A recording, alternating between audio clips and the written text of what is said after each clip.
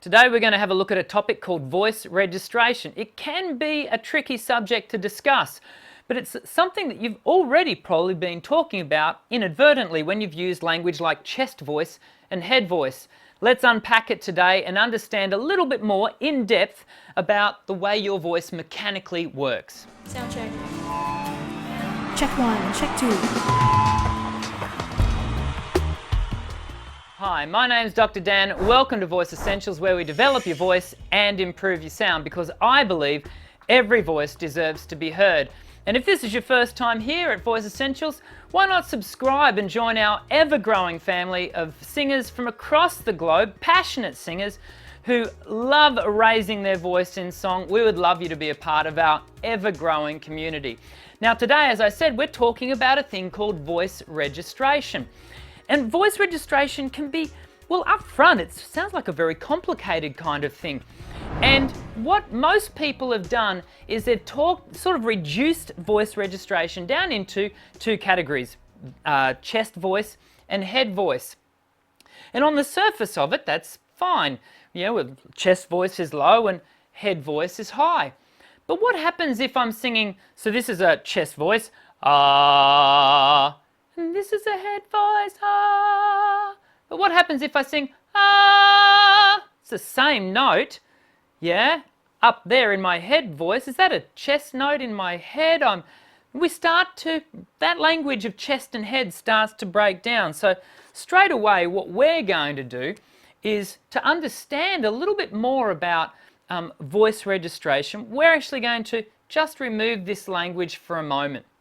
And up front, I want to let you know that the modelling that I'm about to take you through is a modelling that it was developed by a couple of guys, Thurman and Welch, Graham Welch and Leon Thurman, and in a great book called Body, Mind and Voice, and I highly recommend it to you. So this is not my own work, but it's certainly something that I've found really useful in thinking about the way your voice mechanically operates.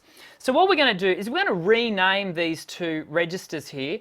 We're going to call this lower, and we're going to call this upper. You'll have to excuse my writing on the whiteboard as we go. And now so far that's just semantics. We've just exchanged the word chest for lower and head for upper. And that's not really going to be all that helpful to us. So but what we need to do before we go any further, we're going to add two more registers. And this one we're going to call pulse. And this one we're going to call, for ladies, we're going to call it flute. Terrible writing. And for guys, we're going to call it falsetto. And there's a reason why we distinguish between the two, which we'll come to in a moment. To start with, let's just attend to this register here called pulse. Pulse is the register that we can create when we go, ah. You can feel the vocal folds are pulsing. They're coming together, but they're not quite creating clean tone. Give that a go. Sort of that creaky door kind of sound. And this one down here, later we'll talk about it a little bit more. This is what we refer to as an effect register. This one up here, flute or falsetto, the reason we distinguish between the two is because a flute register, have you ever noticed that women, when they're singing right up in what some people call their whistle tone, Mariah Carey or Deborah Morgan are great examples of this, they never actually use lyric up there. Now once again, there's always an exception to the rule, but for the most part you're generally only hearing open vowels on an R or an E, and it's never an articulated lyric. Whereas for guys, I was with you, that lyric is always being able to you're able to sing lyric up here in the falsetto region. And so we distinguish between the two. That being said, it's still the top level register for guys and for girls, flute and falsetto. Sound check. Now, once again, all we've got here is low to high, and this shifts depending on the singer. Yep. Now, that's not enough. What we've actually got to do is add some stuff. And what I'm going to do here is I'm going to try and add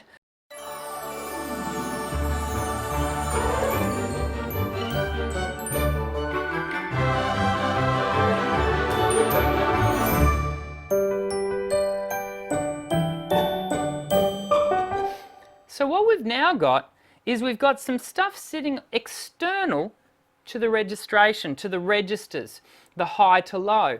What are these lengtheners and shorteners? Well, they actually refer to muscles.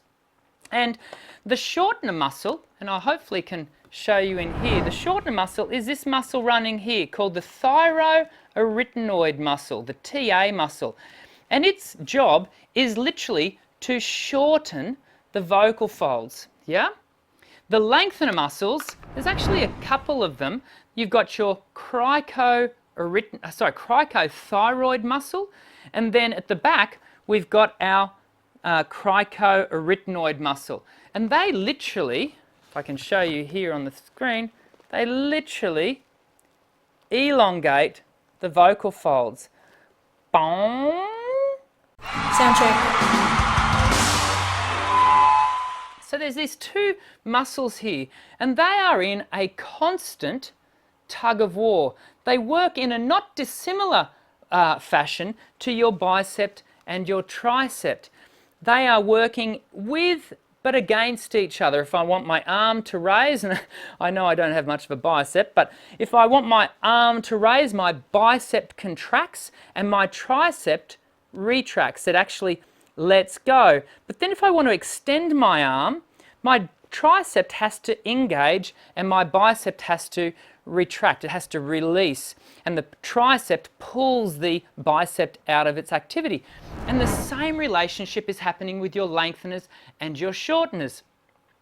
And so what we have here is this dominance, this activity where one muscle can be more dominant than the other.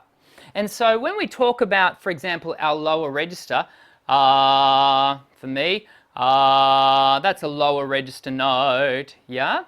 Now that is what we'd refer to as a shortener dominant lower register note. If we go up into my upper register, that would be what we'd refer to as a lengthener dominant note in my upper register. But if I go then what we're going to get is a shortener dominant upper register note, and equally if we come down, we start to hear a lighter tone. That's a lengthener dominant lower register note. You'll notice here I've written in 60-40. These are purely guesstimates, and that is that the moment that we reach this point of 60% dominance of the lengthener, we refer to it as a lengthener dominant. You'll also notice I've written 100 and 100 just here. And the reason for that is that for your voice to be in a pulse register, that has to be 100% shortener activity. Your lengthener muscles have to completely let go. There is no lengthener activity down here whatsoever. The exact opposite is true of your flute and your falsetto register. If I want to sing up there. My shortener muscles have had to completely disengage. There is no shortener activity. There is no shortener activity up here at all. It is 100% lengthener. Sound check. So, what would we then call it if I'm here? For example, if I'm in my upper register,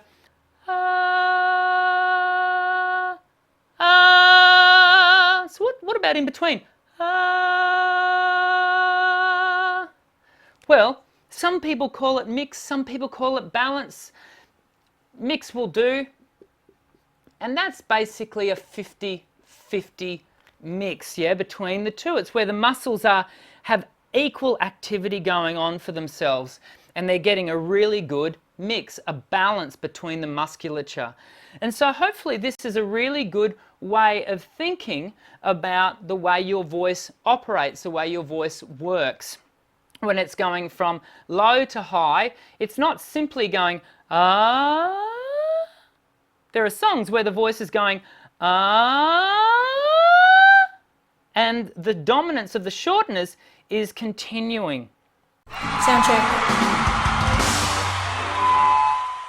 You'll have noticed, I would dare say, that there are these crossover points. And for guys, I always identify these as 1, 2, 3. The primary transitional point for a guy tends to be between their, well, in fact, it's often their lower into their falsetto. For girls, because on that point, for guys, the reason being is because our upper register tends to be rather underdeveloped in a lot of guy vocals, and so this is an area that often needs to be worked on quite a bit. For a lady, I tend to turn these around. So I generally make, we identify this as the primary transition point, that movement between lower and upper, and naturally it generally tends to happen around about G4. But in most belt activity, we want that transition to happen later. We want the shortener activity to actually continue and actually cause, as you go into that upper register, for that to be a transitional point later.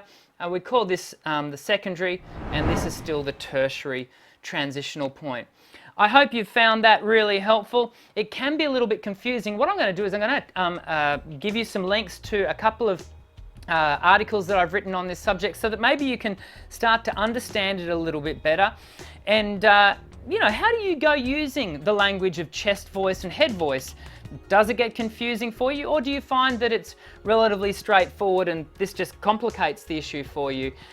If this is your first time here at Voice Essentials, you've jumped in on a pretty technical video, and there's plenty of other videos that you can check out on the YouTube channel. We would love you to subscribe and become a part of our ever-growing family here at Voice Essentials, because we believe every voice deserves to be heard.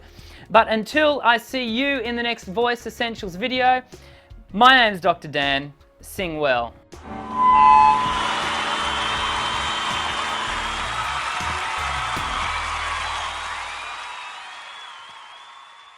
Hi, my name's Dr. Dan. Welcome to Voice Essentials, where we develop your voice and improve your